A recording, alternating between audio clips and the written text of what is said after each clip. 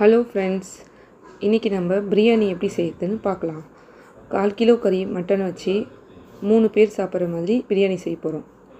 வாங்க friends, start பண்ணலாமா? ஒரு குக்கரில் 100 கிராம் அளவுக்கு ஆயில் ஊற்றிக்கலாம். பட்டை, லவங்கம், 2 ஏலக்காய், சோம்பு ஒரு ஸ்பூன் போட்டுக்கோங்க.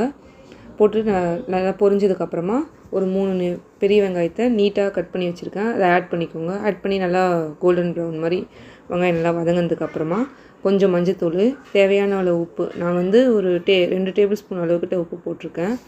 போட்டுட்டு வெங்காயம் நல்லா வதங்கினதுக்கப்புறம் ஒரு 2 தக்காளியை நல்லா அரைச்சி அது கூட ஒரு 2 டீஸ்பூன் இஞ்சி பூண்டு பேஸ்ட்டு ஆட் பண்ணி நான் அரைச்சிருக்கேன். அரைச்சி இந்த மாதிரி நைஸாக வச்சுக்கோங்க. இதை வெங்காயத்து கூட ஆட் பண்ணி நல்லா வதக்குங்க. எண்ணெய் நல்லா பிரிஞ்சு வர அளவுக்கு வதக்கிக்கோங்க. வதக்கினதுக்கப்புறமா க்ளீன் பண்ணி வச்சுருக்க மட்டன், 1/4 கிலோ மட்டன் எடுத்திருக்கேன்.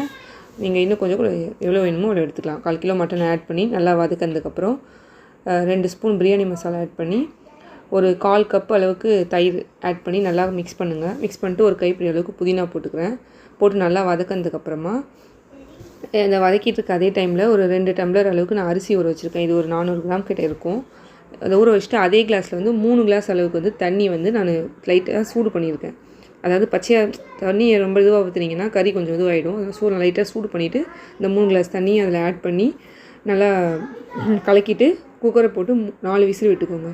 விசிலில் 4 விசில் முடிஞ்சு ப்ரெஷர் குறைஞ்சதுக்கப்புறமா ஊற வச்சுருக்க அரிசி எடுத்து தண்ணியை வடிச்சிட்டு ஆட் பண்ணிவிட்டு மூடி ஒரே ஒரு விசில் விட்டுட்டு ப்ரெஷர் ஃபுல்லாக இறங்கினதுக்கப்புறமா ஓப்பன் பண்ணுங்கள். சூடான சுவையான மட்டன் பிரியாணி ரெடி.